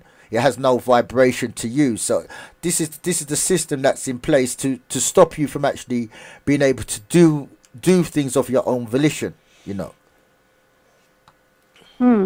Yes. Yeah. But you see, my sister, I'm glad she was able to reason and turn this on this head now, because as we're saying that, we're talking about the whole thing about mental health, and as you're quite rightly saying, it's not mental, we're talking about emotional, really. And as someone said to me, Lyndon said to me last week, that you know, is from associate the words mental health. For example, it's quite interesting. He said this, that when you see these so-called we call them doctors or these experts, or this word they use for these consultant, right? and they say to you, you've got mental health, right? And some of these people, right, they're intelligent, just that they're very expressive and they go through some stuff, you know what I mean? But from the take on that they've got mental health, right, they've already told themselves, they told their subconscious that they've got mental health, right? So the fact that you're spitting in the first place, that you just said, because you're going through some changes, you know what I mean? Probably you've been in a state where you've, you know, you lost your loved one and blah, blah, blah. And you just want some support or let off some steam by talking about it. They look at you and say, yeah, you've got some serious issue. How long you been in the state here for? Oh, about 4 days. About a week. Have you been anywhere? No. And so on. And already they just tick you off that you've got mental health issues, you see. So, and you see, mental health is abstract. The term mental health is abstract. It is, yeah. Sorry to interrupt you. Could you break that? You can't make sense of it. Sorry, can I just interrupt? Sorry to interrupt. But could you set a specific point, which I think is key to this interview now? You said that mental health and emotion is emotion, not mental health. Can you go break that down? What you mean about mental health and what you mean about emotion? So yeah, it's not mental health. It's emotional health. Mental health, what does that mean to anybody? It's very confusing, so it's very easy to trap somebody into that and say, I've got mental health issues, because they can't see their way around it. Emotional health, I'm sure since you're such a wordsmith, it's energy in motion. Everyone understands emotional health because we're all humans, and that's what our most important condition is our emotions will guide our mental state. If we're really upset, we'll behave in erratic ways. When we're happy, we behave in a different way. It's when we're feeling loved and secure, we behave in a very confident way. It's all to do with our emotions. It's not to do with our mental state. But it's just a red herring using abstract language, because mental health, that's such an abstract term. Which nobody can make sense of, and that's why they can put all this hokum pokum around it. You know, because it's easy to change people's mental state through changing their emotions. Get rid of the things that are jarring their minds, like what I said, that young boy who had that horrible experience. Erase out those neural networks that keep playing up every time he looks at words. And once they're ironed flat and he puts something better in its place, he doesn't have the problem anymore. So can you tell me? Sorry to cut. Yeah, can you tell what's the life cycle of an emotion then? Like, what's the cause? What starts it? What manifests it? And then what's the process? Well, when we were born, we knew how to handle our emotions, right? So a baby will be crying. The next minute you wave a rattle in front of it, and it's laughing. So that's the life cycle of that emotion. But as we grow up, children are taught, society teaches us, our families teach us, because they don't know any better, so they think this is what you do. We're taught to suppress our emotions, hide them, laugh when we want to cry, all of this kind of stuff. And then we hang on to our emotions. And if there's an unresolved issue, the subconscious will hang on to that emotion to keep and whenever that situation comes up, it will bring it up to remind you this needs to be dealt with. But as I said, we were born, that's only because we live in a society that teaches us to hide our emotions. So the life cycle of an emotion can last from birth to death if a person doesn't resolve the issue. So NLP is very good at very easily unwinding the emotion, unraveling it. Because what happens is neural networks connect, and if it's a really powerful feeling like, say, love, think of someone you really, really was madly in love with, or maybe your child or something when you saw them, then lots of neural networks light up. If something's insignificant to you, then fewer neural networks light up. Now, that's fine, but on the negative side, if something really happens that affects you, it's not the event that's bad, but it's how it affects you emotionally. If lots of negative neural networks light up at the same time, and you don't, it'll make you feel very disempowered. And if you don't resolve it, and you're in that environment all the time, like say that boy with the books, reading that Luke, it just gets stronger and stronger and stronger and stronger. And that's why I really feel for young people. I mean, I did a training with people, with social workers and children and carers of children. I'm going, oh, these children in care are so lazy. And I said, there's no such thing as laziness. What it is the brain can't cope, so the child is being overwhelmed and doesn't want to do, it can't cope with doing whatever activity needs to be done.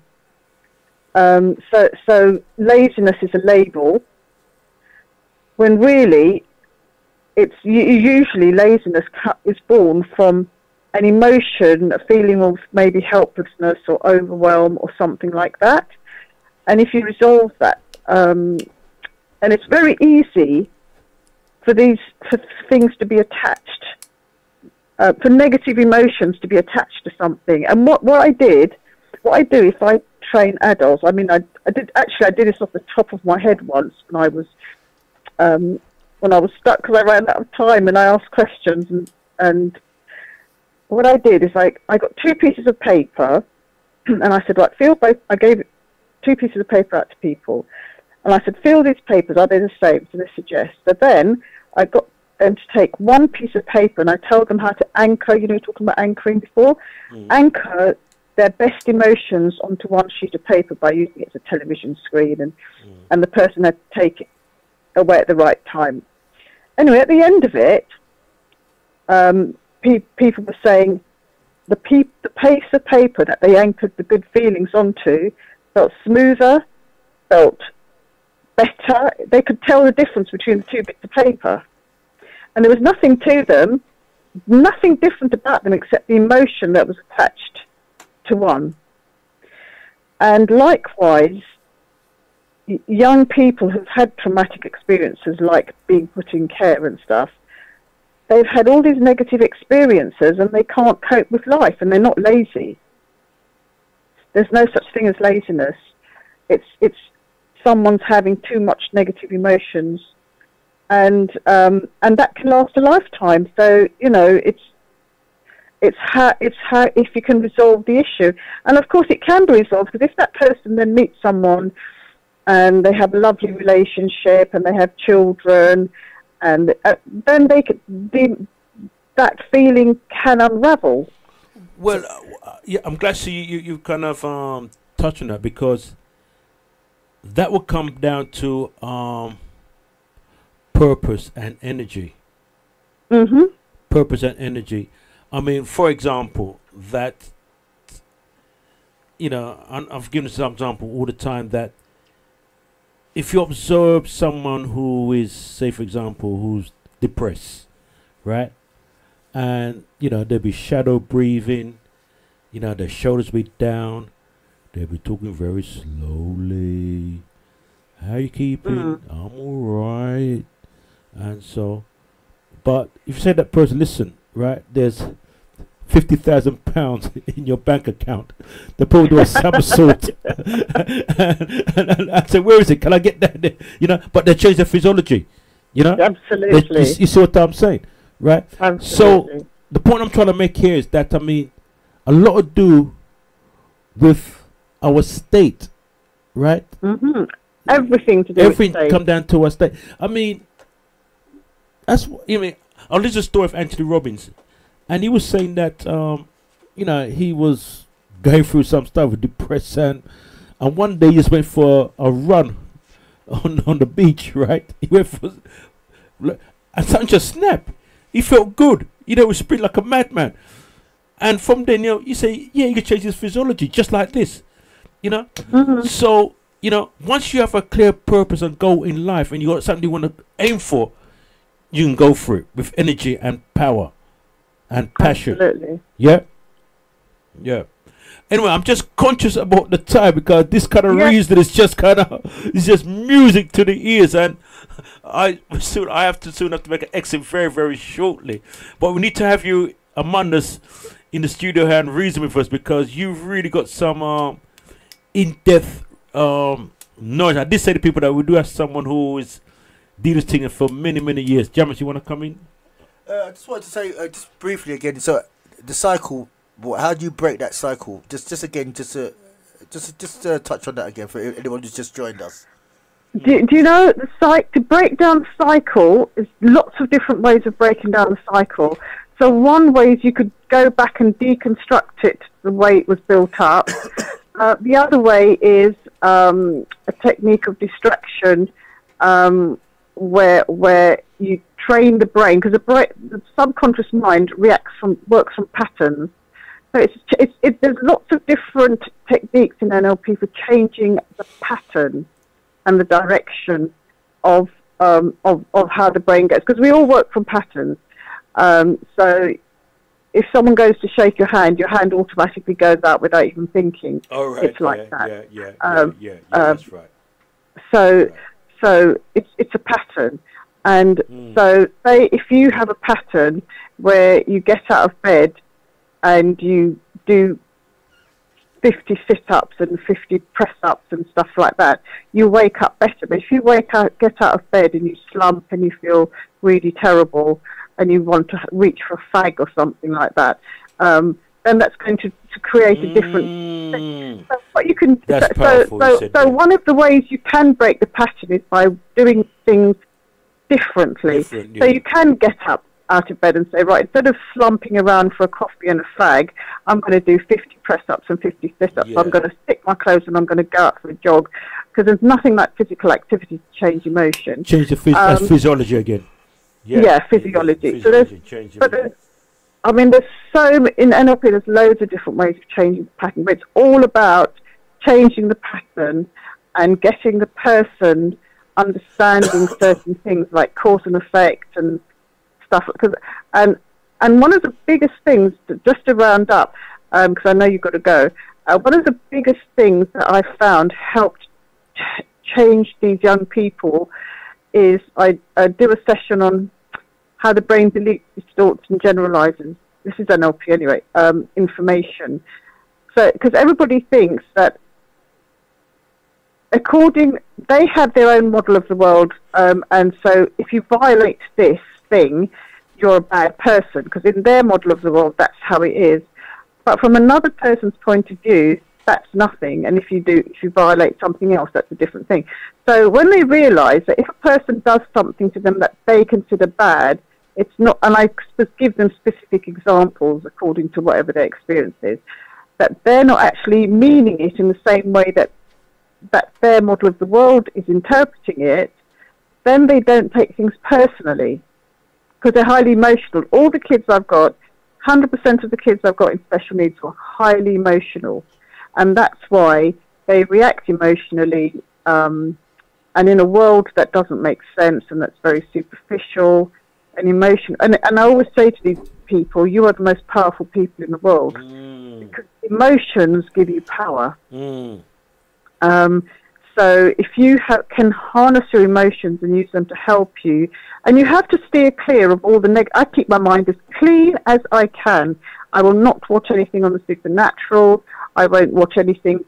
I mean, I'll watch Murder, She Wrote or stuff like that, but I won't watch anything grungy and, Quentin Tarantino. No, thank you. I keep my mind as clean as possible. I like to watch comedy a lot.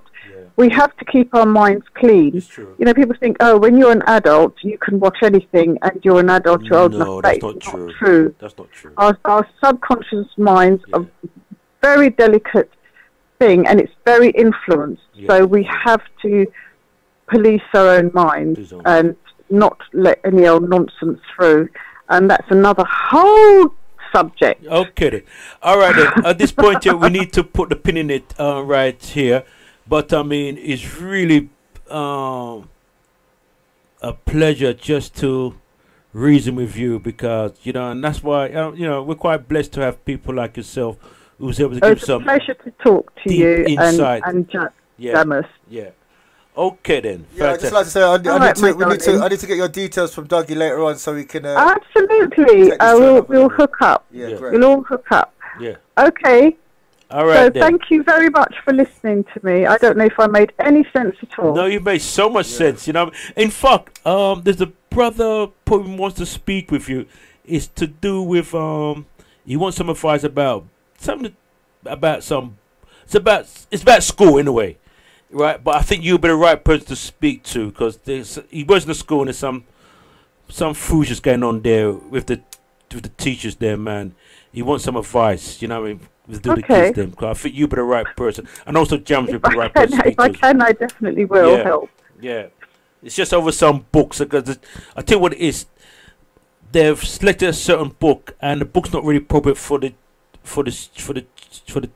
student them, right? So he's not really happy with what they're selecting, and he just needs some advice, someone who's who can.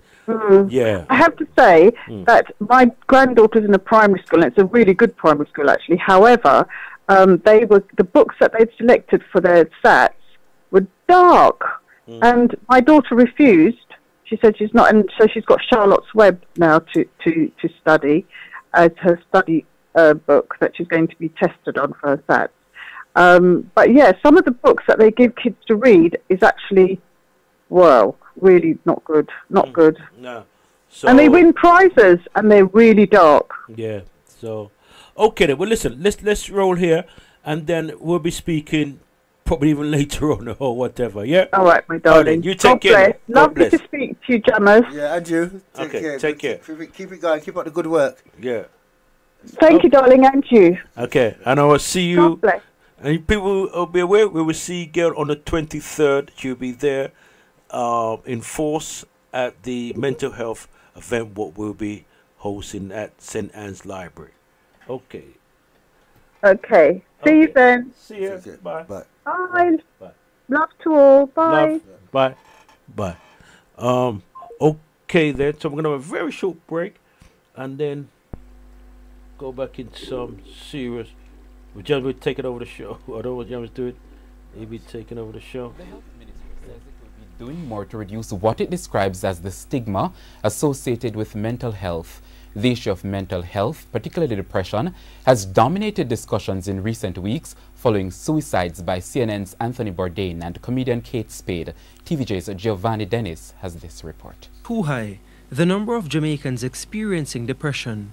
A recent mental illness and homelessness report commissioned by the Health Ministry revealed that more than 40% of Jamaicans have at some point suffered depression.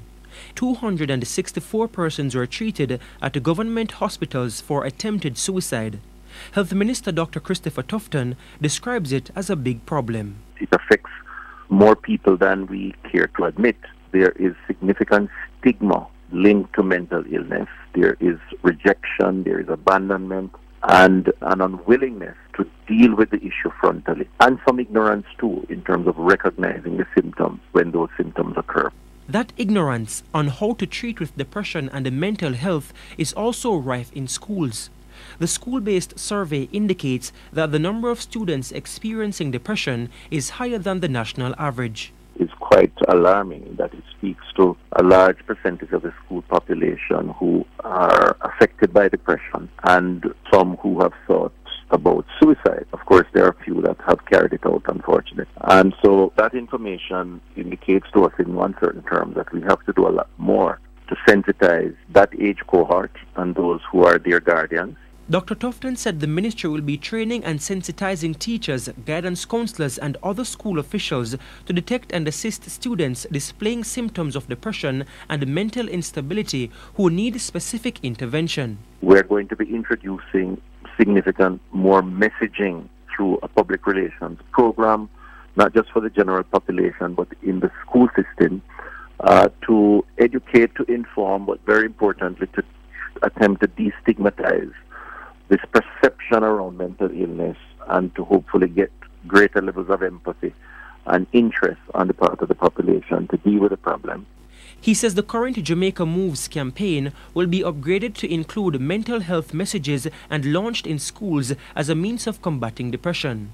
In the meantime, the ministry says persons who need help or know someone who does can call its mental health unit at 876-633-0800. 8259 or contact various regional health authorities. Giovanni Dennis, TVJ News.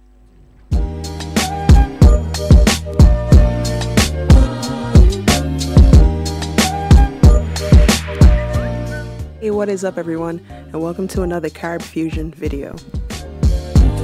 I guess this will be sort of a different video. Recently, Kaleido, he did an interview on Nightly Fix where he was speaking about his struggles with, with everything kind of just going wrong in his life, and he spoke about committing suicide or taking his life. And for the most part, online people have been very supportive. They've been saying, oh, just go and hold it, my brother, and things like that. And I wasn't initially going to make this video, but then it just plagued me to do it. So I think it's necessary. One of the things that people kept saying is, go and hold it, my brother, go and hold it. And I thought, what does that statement actually mean, to go and hold it? And obviously, these are well-wishers, and I'm not saying that they're not well-wishers, so please don't get it twisted. But what exactly is it he's supposed to go and hold? The fact that he's dying inside and feel like he needs to take his life, that life is just so difficult for him that the only way out for him is to take his own life, or the thought of taking his own life brings some relief to him. What exactly are we saying? And that's one of the things that I think that us as a people don't fully understand it. We don't understand what depression is or what it looks like. When I watched that interview, the first thing that came to my mind was he displayed all the signs of someone who is crying out for help. And I really wish that people didn't just take it as a news article and actually saw it for what it is, that someone here is saying to you, things are going really bad in my life.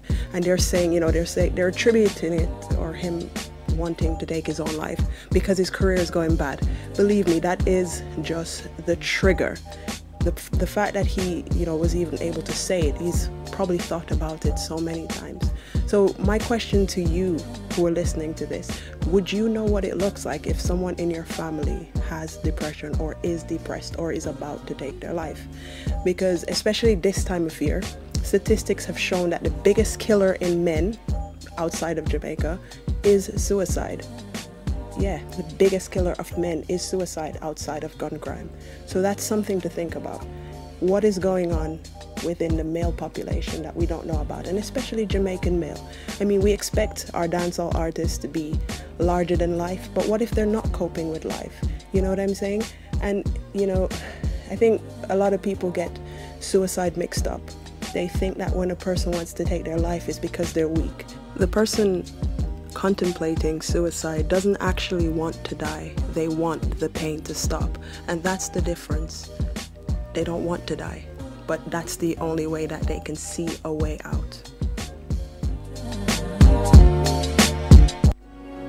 Researchers estimate that almost 40% of Jamaicans suffer from personality disorders, a type of mental illness, and that depression and schizophrenia are the most common mental illnesses in Jamaica.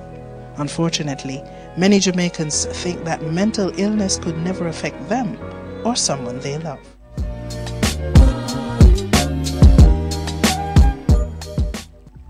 A lot of young people in Jamaica suffer from depression and don't even know it. Yeah, we can't take it seriously. We're taught that it's not something that happens to black people, that's something that happens to Americans.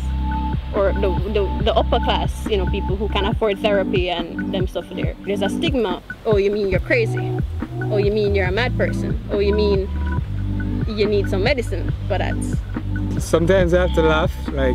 I think that's probably the saving grace of Jamaican people, because we're still funny. And a lot of the things we have to laugh. We have to laugh. You know what I mean? Because we have to laugh because it's depressing. It really is. I'm not even trying to exaggerate anything. If you're living here, there are literally things that you have to pretend like they're not affecting you in order for you. If you have something that you need to do, if you have to be mentally well to do this thing, you have to pretend like all these million other things that are happening don't affect you. Not just your life, but the world, the country and the world in general. You might end up operating like something that's a little bit not human.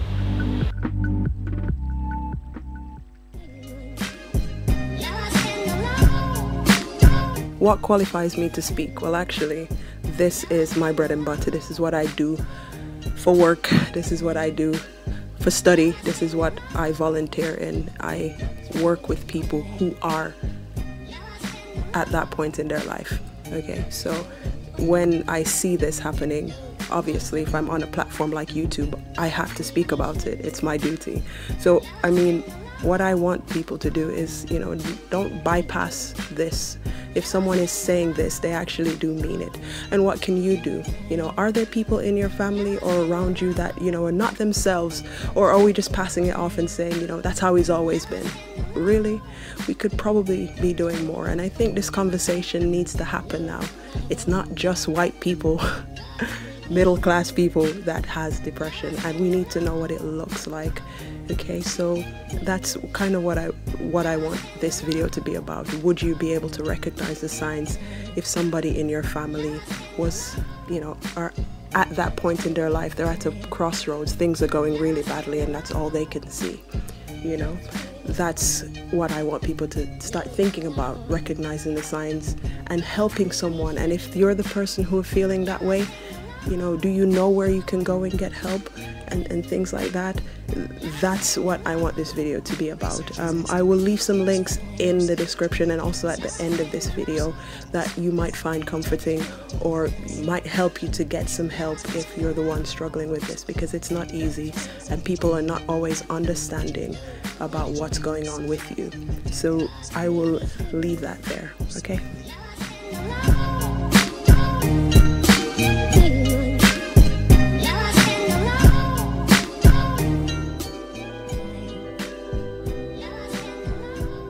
It's okay to struggle with mental health problems. It's not unique to you alone, you know. Everybody experiences struggles. Work stress, marital stress. I struggled with depression and anxiety.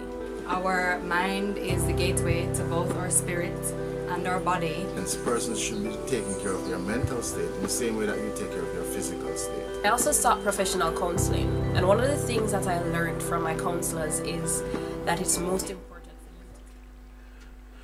Yes, what a show. I'm going to put a pin in it very, very shortly because I got to make another move. In fact, I'm going to a funeral, so the other things like now, so I definitely want to pass through there.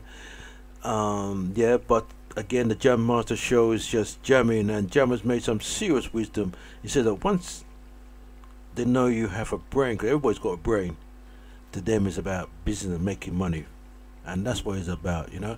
So one big up to Sister Girl for fantastic contribution. I thought she'd be on for about 10-15 minutes, but she was on there nearly a good little while, nearly 2 hours, you know. Wow. And if we don't have to make her, we'll just stay a bit more longer with us, you know. But this is the kind of contribution we're looking for.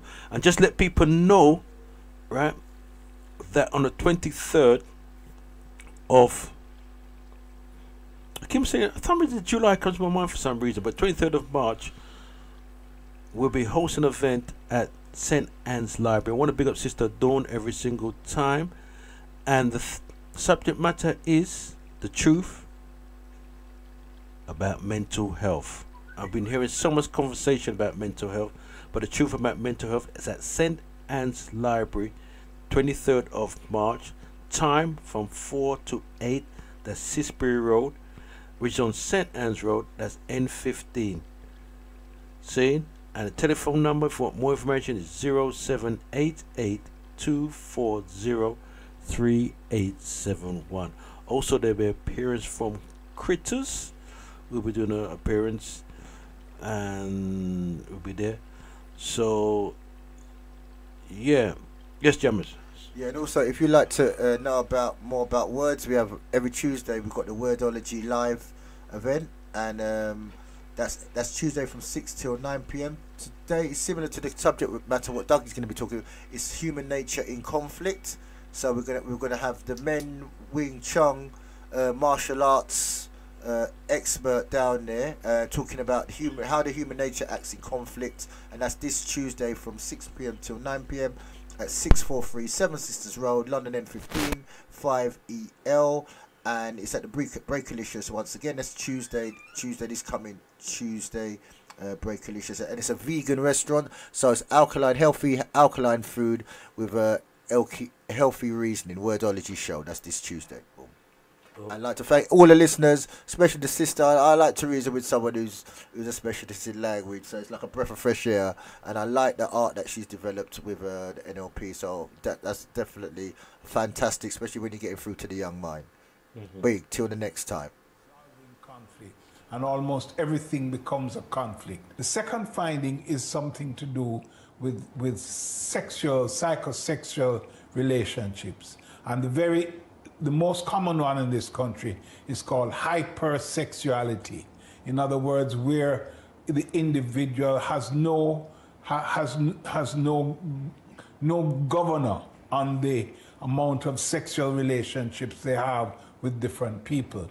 And the third issue is the business of dependency. And there are two types of dependency.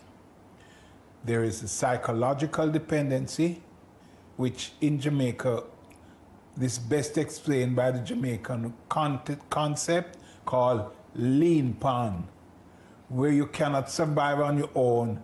You have to survive on somebody else. And then you have the physiological dependence, which is your dependence on some kind of physical substance, like alcohol, like cocaine, like cannabis. But one of the biggest physiological dependencies in Jamaica is a dependency on food. Now, when you add up these three things together in individuals, you get a personality disordered person. We did studies on the psychiatric unit, on the medical wards, in the population, and we found out that maybe 41% of people in Jamaica have the propensity to have a personality disorder.